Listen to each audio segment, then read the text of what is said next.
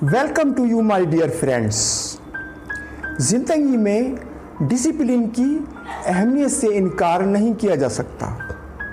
किसी भी आलीशान इमारत को बनाने में साल दर साल लग जाते हैं, मगर भूकंप उसे ज़रा सी देर में तबाह बर्बाद कर देता है। किसी भी बड़े मुकाम तक पहुंचने में बड़ी मेहनत और लगन की ज़रूरत होती है, मगर ज़रा सी गलती इंसान को उस बुलंद दर्जे से नीचे ले आती है। प्यारे बच्चों, अगर आपको कुछ मुकाम हासिल करना है तो साल दर साल कड़ी मेहनत और लगन से अपने मालिक हकीकी पर भरोसा रखते हुए काम करना होगा। तब जाकर अपनी जिंदगी के सुनहरे ख्वाबों की ताबीर सच्ची कर पाओगे। इस साल किन्हीं वजूहात की बिना पर तालीम का नुकसान होता चला गया, मगर आंधी तूफान तो हमारी जिंदगी का एक ज़रूरी हिस्सा है। जो लोग दिल की लगन से काम करते हैं वो मुश्किलों में भी रास्ते खोज ही लेते हैं। अब आगे चलकर हमारे इम्तहानात का वक्त भी करीब है, तो बस जुट जाइए तन मन से अपनी मंजिल पाने के लिए। चलिए कुछ ज़रूरी बातों का जिक्र कर लेते हैं, जिन्हें अपनाकर आपको अपनी मंजिल पाने में मदद मिलेगी। नंबर 1, बिना किसी बड़ी वजह के क्लास से गैर हाजिरी करने की सोचें भी नहीं। हाँ, अगर किसी मजबूरी के रहते क्लास अटेंड न कर पाएं तो अपने साथियों से नोट्स लेकर तैयारी करें और तब जाकर अगले दिन क्लास अटेंड करें। इससे आपका गैर हाजिरी वाले दिन का नुकसान बच जाएगा। नंबर 2, रोज़ाना हर सब्जेक्ट को कम से कम 1 घंटा ज़रूर पढ़ें। बोलकर या हो सके तो लिखकर लेसन या चैप्टर की प्रैक्टिस ज़रूर करें। याद रखें, सही सिमत में की गई प्रैक्टिस आपके बहुत काम आएगी। क्या आपको मालूम नहीं, नेशनल गेम्स तक पहुंचने के लिए एक एथलीट को रोजाना 7 या 8 घंटे की कड़ी प्रैक्टिस करनी पड़ती है। नंबर 3, हमारे पास हमारी खुद अपनी टेक्स्ट बुक्स और सारी चीजें जरूर होना चाहिए, वरना हमारी स्टडी पर जरूर फर्क पड़ जाएगा। नंबर 4, हम हर सब्जेक्ट के बेसिक कंसेप्ट को समझते हुए आगे बढ़ें। जैसे साइंस जैसे सब्जेक्ट को समझने के लिए मैथमेटिक्स के बुनियादी उसूलों को ज़रूर समझें। इसके लिए टेक्स्ट बुक्स के अलावा भी अलग की किताबों से मदद लें। जहाँ कहीं भी डाउट हो तो अपने टीचर से ज़रूर मदद लें।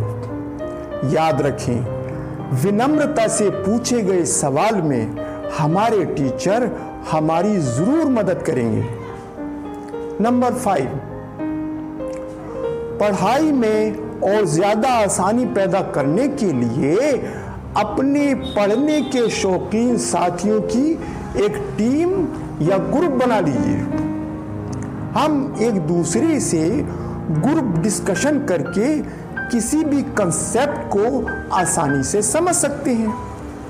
पर याद रखें, बेकार की तकरार या बातों से बचने की कोशिश करें।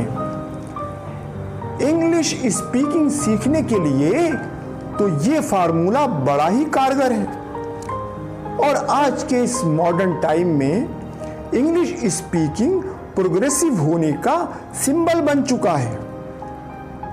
नंबर 6, हमारी सोच पॉजिटिव होना चाहिए। नाउम्मीदी इंसान को दिमागी तौर से बीमार कर देती है। किसी भी सब्जेक्ट के बारे में बिना वजह मुश्किल समझने के ख्यालात को दिमाग से ही निकाल दीजिए। जब आप एक या दो बार सुनकर कोई भी फिल्मी गाना याद कर सकते हैं तो फिर कोई भी चीज़ सीख क्यों नहीं सकते। बस शर्त यह है कि जिस तरह आप अपने मनपसंद खानों के नाम एक ही बार में याद कर लेते हैं, क्योंकि आपका दिमाग उधर पूरी तरह काम कर रहा होता है। नंबर 7, पिछले 3 या 4 साल के अनसोल्ड पेपर्स हल करें। आपकी एग्ज़ाम की तैयारी बेहतर तरीके से हो जाएगी। नंबर 8, किसी भी लेसन या चैप्टर को गैर ज़रूरी समझकर छोड़ते हुए मत चलिए। पूरा सिलेबस कंप्लीट करते हुए चलें। मुश्किल और आसान चीज़ों का राग अलापना ही भूल जाइए। मुश्किल चीज़ों को तो पहले सीखने की कोशिश करें।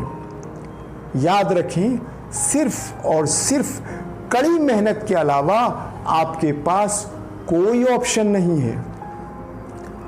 नंबर 9, आप अपने सीनियर्स क्लासमेट्स के गलत मशवरों या सुझावों को हरगिज़ न मानें। आपके पास अपना दिमाग भी तो है। प्यारे बच्चों, याद रखो, अगर आपको ऊंची उड़ान भरना है, किसी भी बड़े मकाम तक पहुंचना है, तो अच्छी प्लानिंग के साथ कड़ी मेहनत करते रहिए। सबसे हमदर्दी रखें। खुद गर्जी के ख्याल को दिमाग से निकाल दीजिए। हमेशा दूसरे इंसानों की मदद करना सीखें। दूसरों के लिए आसानी पैदा करें।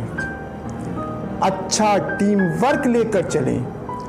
यकीन जानें, कामयाबी की जिस सुहानी सुबह का तुम इंतज़ार कर रहे हो, उसका सूरज तुम्हारा स्वागत करने के लिए बस तैयार ही है। अब देर किस बात की? चलो, उठो, पंख फड़फड़ाओ और उड़ान भर जाओ।